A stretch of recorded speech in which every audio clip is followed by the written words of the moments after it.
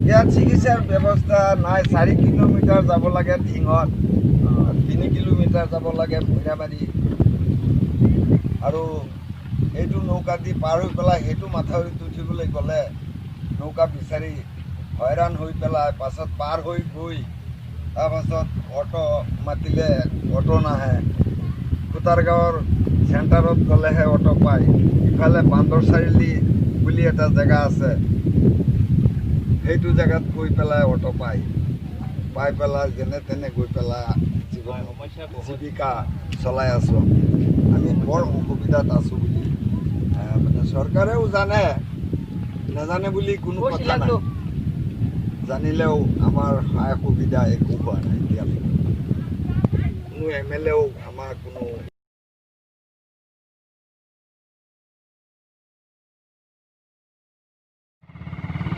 মৰিগাঁও মৰিবাৰীৰ পৰা ওলাই এতিয়া নগাঁও জিলাৰ অন্তৰ্গত 1 নং গায়নগাঁৱৰ ব্ৰকোজ চাৰিআলি এটা, আৰু তাতে আমি দাদা কি খাবলৈ আছে এতিয়া? ভাল গৰম কি আছে? চপ আছে, পুকুৰী আছে আৰু মালভা আছে। মালফা?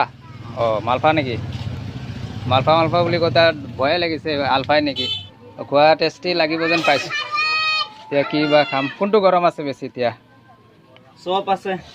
আটাইকেইটা খাওঁ অলপ মিলাই এইবিলাক পুখুৰী মই এখন খাই দেখুৱাইছোঁ, বহুত মজা আছে।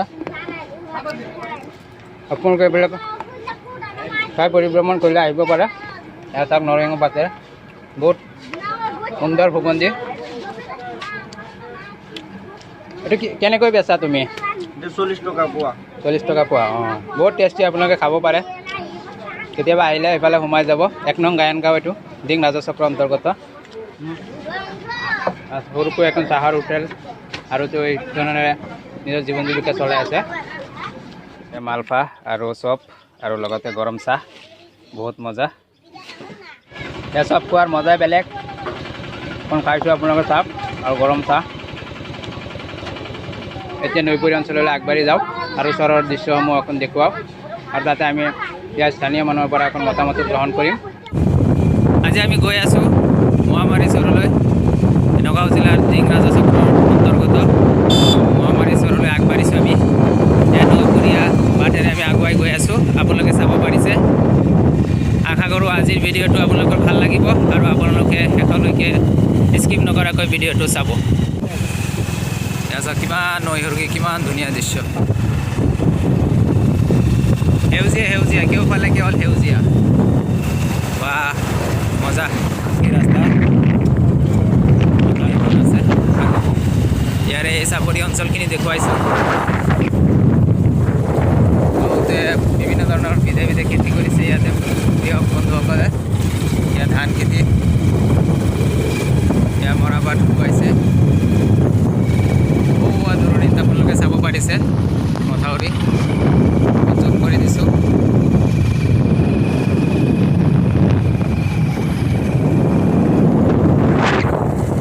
সেয়া চাওক, কেউফালে কেৱল সেউজীয়া। কিমান ধুনীয়া দেখিছেনে? বহুত ধুনীয়া এইখিনি প্লেচ। আমি উঠি গ'লোঁ মহামাৰী চৰলৈ আমি গৈ আছোঁ। চাওক মথাউৰিৰ ওপৰৰ পৰা আমি তললৈ গৈ আছোঁ। দৃশ্যখিনি মই এখন দেখুৱাব বিচাৰিছোঁ। বা কিমান ধুনীয়া চাওক, ব্ৰহ্মপুত্ৰৰ পাওঁ এয়া চাওক চৰাই, কিমান ধুনীয়া। এয়া পানী, ইমান ধুনীয়া চাওক, এইবিলাক বহুত ধুনীয়া লাগি আছে। নৈপৰীয়া অঞ্চলবিলাক পৰিভ্ৰমণ কৰিলে সঁচাই মনটো উৎফুল্লিত হৈ উঠে। এই বন্ধৰ দিনবিলাক, সেইকাৰণে আমি আজিকালি নৈপৰীয়া অঞ্চল আৰু চৰচাপৰীয়া অঞ্চলবিলাকে আমি পৰিভ্ৰমণ কৰি আছোঁ, আৰু আপোনালোককো দেখুৱাবৰ যত্ন কৰিছোঁ। আচল প্ৰতিচ্ছবিবিলাক আমি ওচৰৰ পৰা দেখুৱাবলৈ বিচাৰিছোঁ। বহুত ধুনীয়া। দূৰে চাওক মহৰ পাল, 1, 2, 3, 4, 5, 6, 7টা। বহুত ভাল লাগিছে।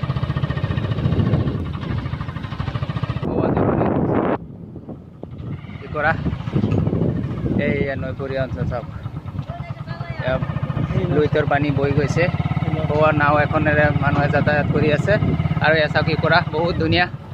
বাহ বহুত ধুনীয়া লাগিছে ফৰকাল বতৰ নীলাকা এসব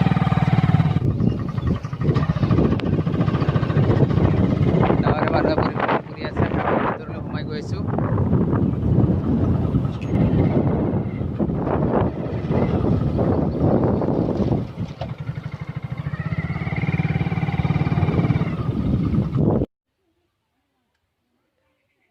এয়া চৰাঞ্চলৰ এখন মছজিদ এয়া মথাউৰিলৈ আমি আগুৱাই গৈছোঁ ক্ৰম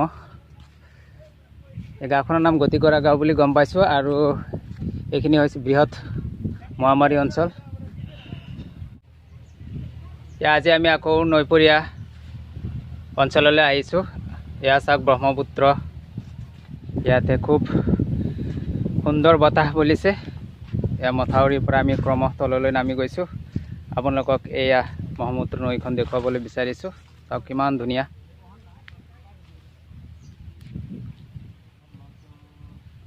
জুম কৰি দেখুৱাব খুজিছোঁ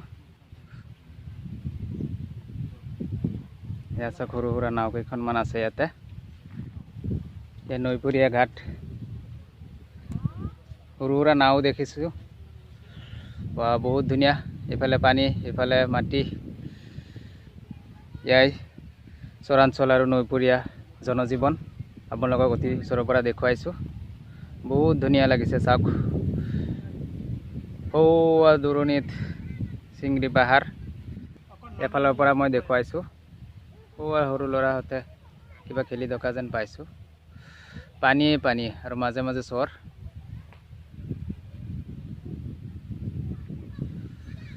সৌৱা দূৰণিত নাও এখন আহি আছে মানুহে ইয়াতে নাৱেৰে যাতায়াত কৰে এয়া চাওক জালটো ওপৰলৈ উঠাই আছে চাও মাছ ধৰিছেনে নাই চাও চাও চাও মাছ লাগি আছে চাও মাছ নাই যেন পাই আছোঁ মাছ নধৰিলে মানে এটা সৰু আৰু কিবা পোনাৰ নিচিনা দেখা পাইছোঁ মাছ বেছি ধৰা নাই চাওক লুইতৰ ওপৰেৰে চৰাই উৰি গৈছে বগলী কাজিয়া কৰি আছে পুৰা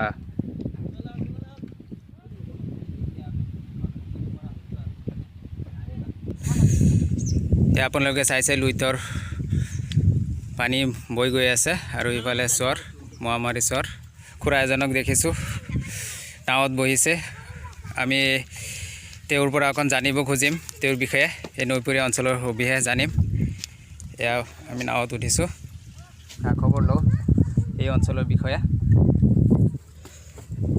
আসসালামু আলাইকুম ওয়ালাইকুম খুৰা আপোনাৰ পৰিচয়টো জানিব পাৰিমনে পাৰিব আপোনাৰ নাম মোৰ নাম আমিৰ হুছেইন আপুনি কিমান বছৰ ধৰি ইয়াতে আছে আমি সৰুকালৰ পৰা ইয়াতে আছোঁ আমাৰ জন্ম ইয়াত এইখিনি ঠাইৰ নাম কি এইখিনি ঠাইৰ নাম গতিকৰা বুলি কয় হয় আমাৰ একচুৱেলি ঘৰ আছিল মোৱামাৰী গাঁৱত মোৱামাৰীৰ পৰা ভাঙি নিয়াৰ পিছত আমি গতিকৰালৈ আহিবি আশ্ৰয় লৈছোঁ গতিকৰা কিন্তু আগত পাম আছিল এতিয়া গাঁও হ'ল ইয়াতে কোনখিনিৰ পৰা মোৱামাৰী বা এইখিনি বুলিলে নাই মোৱামাৰী আচল মোৱামাৰী মেইন আমি গতিকৰা খানতে আছোঁ মোৱামাৰী বোলোতে অকণমান জেগা আছে সেই পশ্চিমৰ কিনাৰত আচ্ছা আচ্ছা আৰু সেইফালে এই যে চৰ আপোনাৰ পিছফালে দেখা পাইছোঁ আমাৰ ইয়াৰ পৰা যিটো ঠাইত আমি এতিয়া বহি আছোঁ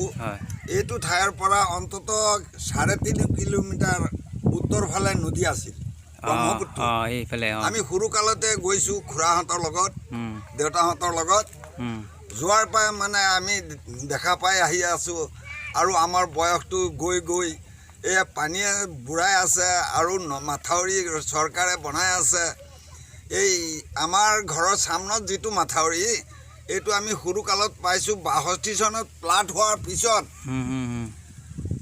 তাৰ পাছত 63 চনত এইটো মাথাউৰি নিৰ্মাণ কৰে তেতিয়া আমি সৰু LP পাছ কৰি পেলাই আমি বেচামাৰী স্কুললৈ গৈছোঁ তাৰে তেতিয়াৰ পৰা দেখি আছোঁ যে নদীয়ে খহাই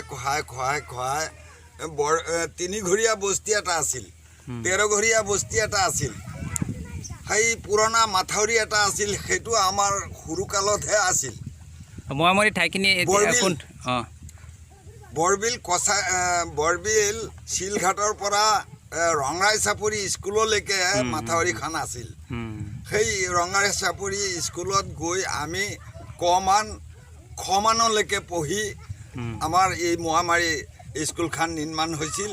এয়া মোৱামাৰী স্কুলখন হেৰি ৰেভিনিউ দিব নোৱাৰে এই গাঁৱৰ মানুহে, সেইকাৰণে পাম আছিল। তাৰ পিছত আমাৰ এই মোৱামাৰী স্কুলৰ নাম হ'ল বৰবিল মোৱামাৰী মক্তব বিদ্যালয়। এই বিদ্যালয়তে আমি পঢ়ি পেলাই চতুৰ্থ মান পাছ কৰি পেলাই বেচামাৰী গ'লোঁগৈ। তেতিয়া কিমান চন হ'ব? তেতিয়া ধৰক ৬২ চনৰ আগৰ কথা কৈ আছোঁ। ৬২ চনৰ পিছত ৬২ চন আমি বেচামাৰী পঢ়ি আছোঁ। তেতিয়াৰ পৰা নদী খহাই এই কেইবাটা মাথাউৰিও ভাঙি পেলাই এইখিনি পালেহি।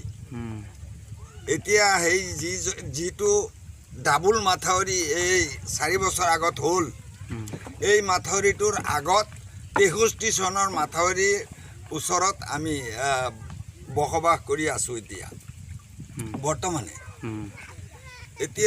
তেতিয়াৰ পৰাই আমাৰ ল'ৰা ছোৱালী স্কুল কলেজত মাদ্ৰাছাত অহা যোৱা কৰাৰ বিৰাট অসুবিধা। এই অসুবিধাৰ ভিতৰতেই কিছুমানে পঢ়িছে, কিছুমানে পঢ়া নাই। এইদৰেই আমাৰ এইখন নদীৰ পাৰখন চলি আছে। কি কৰিম? ইয়াত আমি খুৰাৰ লগত আলোচনা কৰোঁতে নাও এখন আহি পাই আছে ঘাটলৈ। এইখিনি দৃশ্য আপোনালোকক দেখুৱাব খুজিছোঁ। সৰু নাও এখনত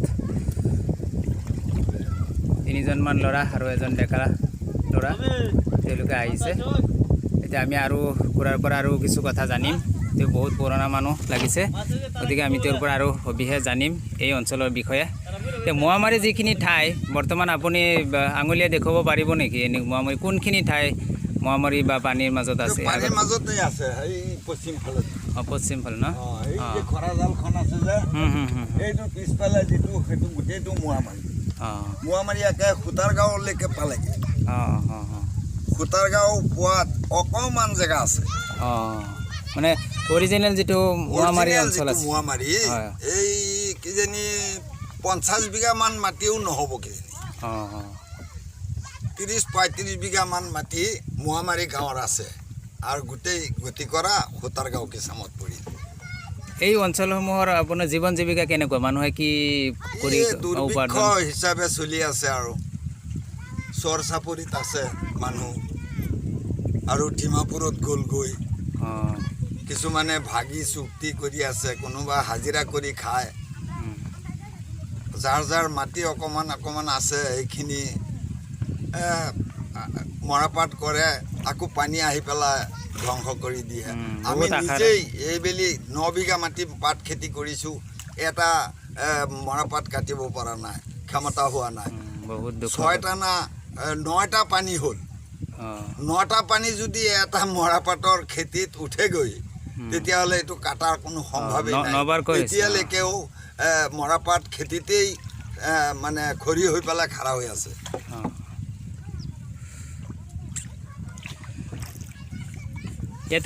ইয়াতে দেখা পাইছোঁ বেছিভাগ মানুহে মাছ ধৰি পেলাই তেওঁলোকৰ জীৱিকা উপাৰ্জন চলাই আছে। কেনেকুৱা কি মাছ বেছিকৈ ইয়াতে ধৰা?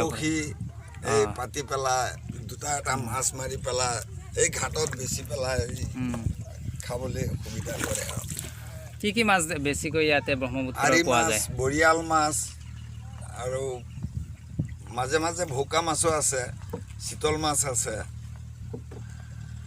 আৰু ডাঙৰ জাল যদি পেলায় তেতিয়াহ'লে ডাঙৰ মাছো ওলায়, 35 কেজিমানো ডাঙৰ মাছ ওলায়। যিবিলাক ল'ৰা ছোৱালীয়ে যিখিনি লিখা পঢ়া কৰি আছে, তেওঁলোকে কি মাধ্যমত পঢ়া শুনা কৰে বেছিকৈ? কলেজতো পঢ়ি আছে, মাদ্ৰাছাতো পঢ়ি আছে। সকলো স্কুল মাদ্ৰাছা সকলোতে আমাৰ অসমীয়া মিহলি আছে। আৰু আমি অসমীয়া মাধ্যমত পঢ়ে, একেলগত চলি পিৰি ইমান বয়স আমাৰ গ'ল। হয়, আপোনাৰ বয়স কিমান হৈছে? আমাৰ বয়স কিজানি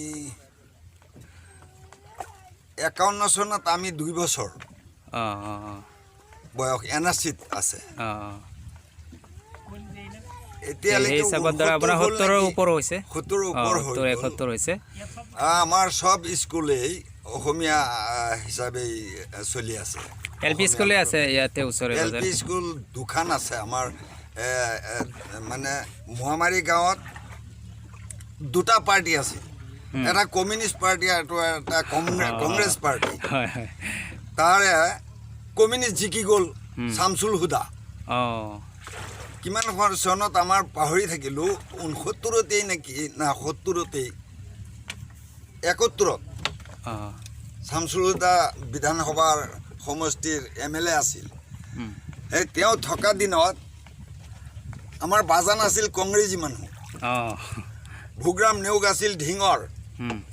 সেইজনে ক'লে যে আমাৰ এইটো স্কুলত কোনোবা যদি বেলেগ পাৰ্টি আহি পেলাই মিটিং কৰিবলৈ খোজে সাৱধান, বাহ নিদিবা অঁ মিটিংখন কৰিবলৈ। ভোগৰাম নেওগে আমাক বাজানক শিকোৱাই থৈ গৈছে যে তই এইটো স্কুলত শামছুল হুদাক মিটিং কৰিবলৈ, কমিউনিষ্টৰ মিটিং হ'লে কংগ্ৰেছৰ স্কুলত নিদিয়ে। তাৰে এই মাথাউৰি পাৰ হৈ এটা ঘৰত মৰ্যতালিৰ ঘৰত মিটিং পাতিলে শামছুল হুদাই।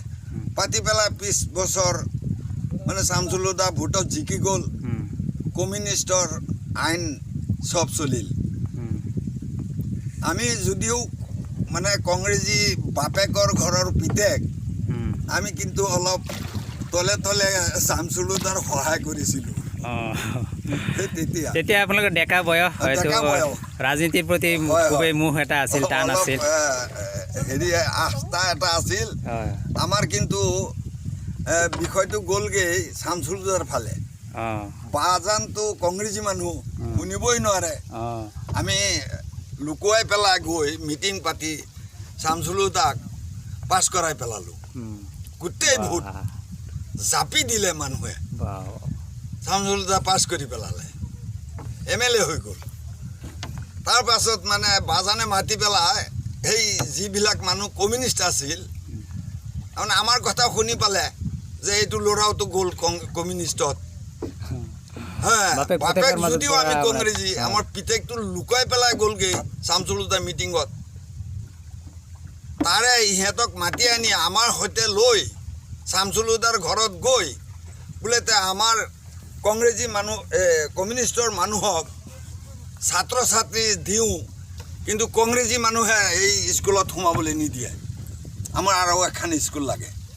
তাৰে 2 নম্বৰ স্কুল মোৱামাৰী গাঁৱত দ্বিতীয় স্কুল আৰু এখন হ'বলগীয়া হ'ল। এতিয়া সেইখন স্কুল এতিয়াও আছে মোৱামাৰী LP স্কুল।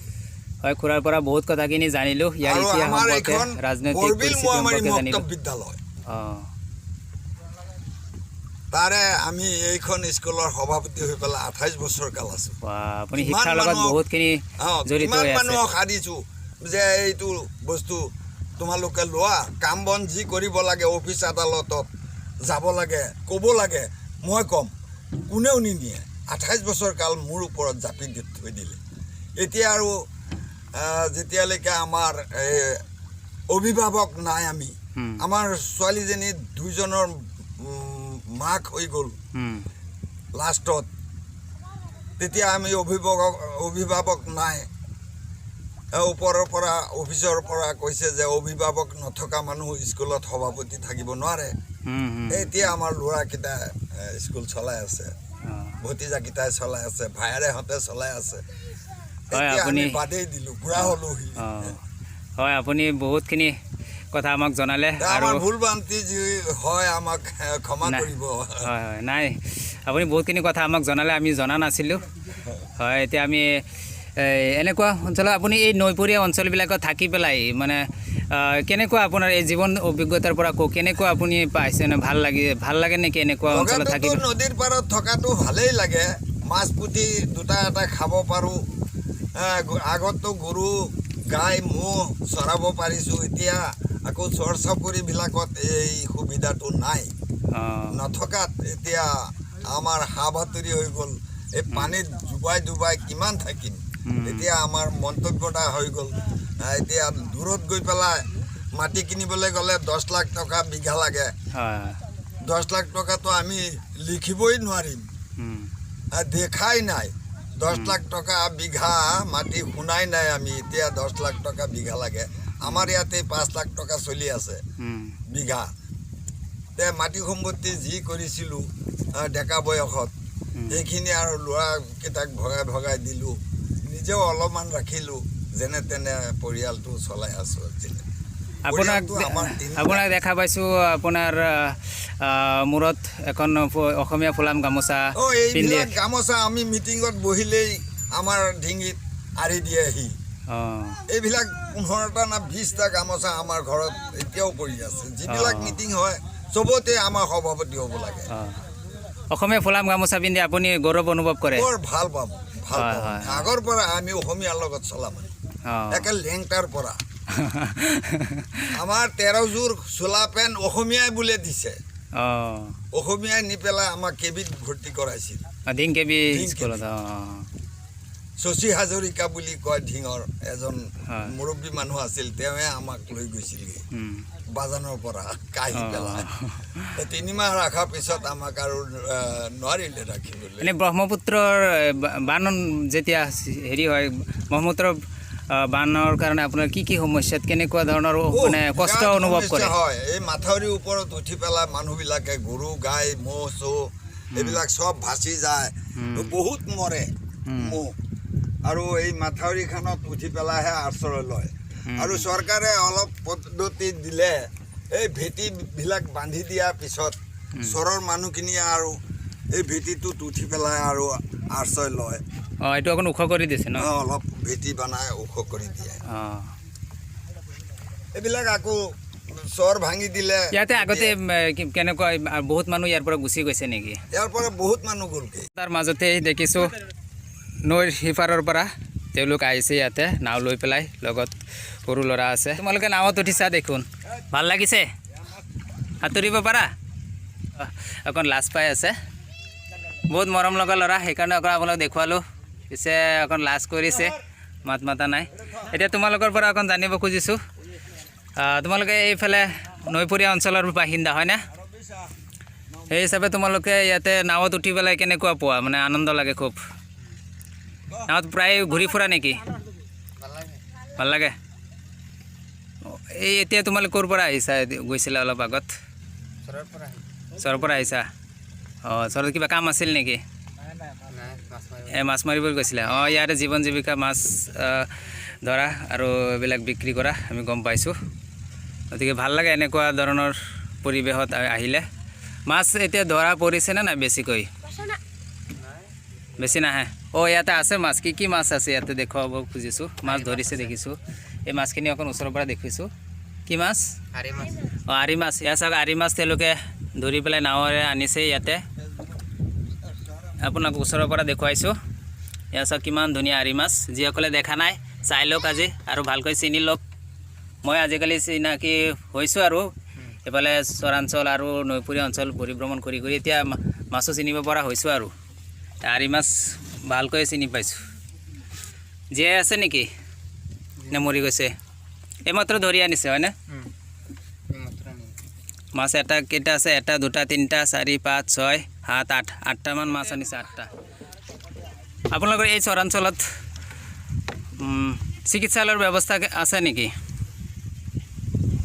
ইয়াত চিকিৎসাৰ ব্যৱস্থা নাই 4 কিলোমিটাৰ যাব লাগে ঢিঙত 3 কিলোমিটাৰ যাব লাগে মৈৰামাৰী আৰু এইটো নৌকা দি পাৰ হৈ পেলাই সেইটো মাথাউৰিত উঠিবলৈ গ'লে নৌকা বিচাৰি হয়ৰাণ হৈ পেলাই পাছত পাৰ হৈ গৈ তাৰপাছত অটো মাতিলে অটো নাহে খুটাৰগাঁৱৰ চেণ্টাৰত গ'লেহে অটো পায় ইফালে বান্দৰ চাৰিআলি বুলি এটা জেগা আছে সেইটো জেগাত গৈ পেলাই অটো পায় পাই পেলাই যেনে তেনে গৈ পেলাই সমস্যা বহুত চলাই আছোঁ আমি বৰ অসুবিধাত আছোঁ বুলি মানে চৰকাৰেও জানে নাজানে বুলি কোনো কথা নাই জানিলেও আমাৰ সহায় সুবিধা একো হোৱা নাই এতিয়ালৈকে কোনো MLAও আমাৰ কোনো ইয়াতে শাক পাচলি এইবিলাক খেতি বাতি বহুত হয় কি কি শাক পাচলি বেছিকৈ হয় আমাৰ মটৰ মাহ হয় কলা মাহ হয়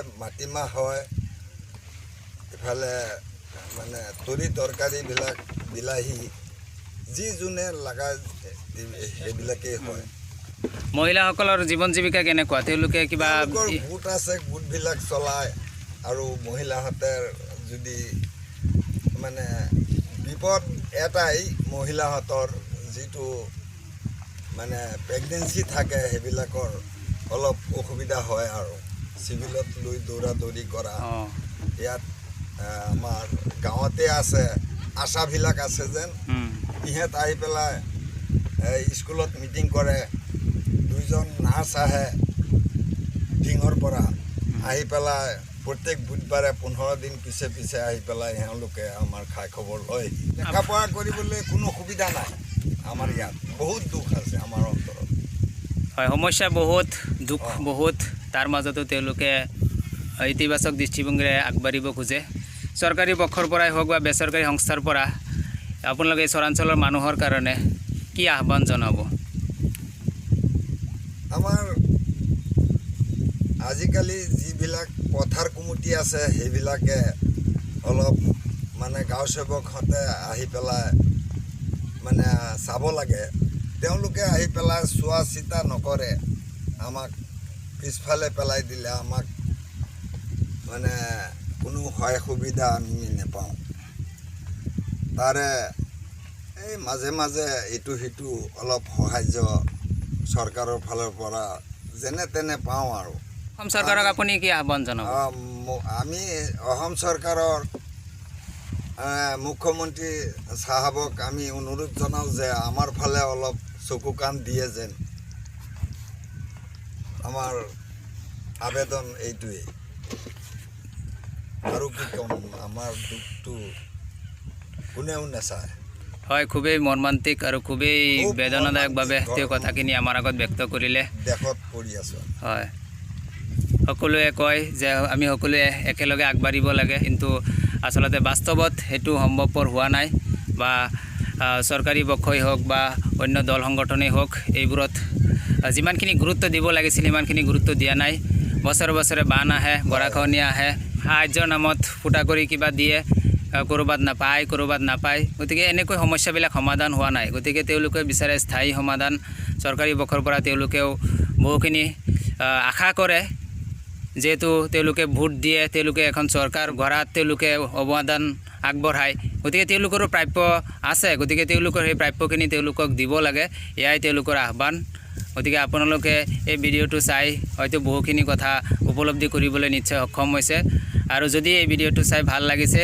আপোনালোকে নিজৰ বন্ধু বান্ধৱীয়ে হওক বা নিজৰ আত্মীয় স্বজন হওক বা চিনাকি মানুহলৈ এই ভিডিঅ'টো শ্বেয়াৰ কৰিব পাৰে যিমান বেছি শ্বেয়াৰ কৰিব সিমানে এই অঞ্চলৰ মানুহৰ সমস্যাবিলাক আনে উপলব্ধি কৰিবলৈ সক্ষম হ'ব আৰু এই নৈপৰীয়া অঞ্চল তথা চৰাঞ্চলৰ তেওঁলোকৰ জীৱন জীৱিকাই হওক বা তেওঁলোকৰ আৰ্থসামাজিক পৰিস্থিতি হওক এইবোৰ অতি সোনকালে উন্নত মানৰ হওক এই কামনা আমি কৰিছোঁ অকল ধৰ্মৰ নামত বা ৰাজনীতিৰ নামতে ব্যস্ত নাথাকি এনেকুৱা মানুহৰ ওচৰে ওচৰে গৈ পেলাই মানুহে মানুহৰ বাবে আমি কাম কৰিব লাগিব তেতিয়া সমাজখন আগবাঢ়ি যাব দেশখন উন্নত হ'ব আৰু আমি বিশ্বত এখন সমৃদ্ধিশালী ৰাষ্ট্ৰ হিচাপে চিনাকি দিব পাৰিম গতিকে এই আহ্বান আজি এই ভিডিঅ'টোৰ পৰা শেষত আপোনালোক সকলোলৈকে থাকিব গতিকে আশা কৰোঁ এই ভিডিঅ'টো চাই নিশ্চয় ভাল পাইছে গতিকে আমি আকৌ বেলেগ এটা পৰিৱেশত এনেকুৱা নৈপৰীয়া জনজীৱন দেখুৱাবলৈ যত্ন কৰিম গতিকে আজিলৈ ইমানতে সামৰিছোঁ আপোনালোকে চাই থাকক আমাৰ চেনেল অপেন স্কাই ধন্যবাদ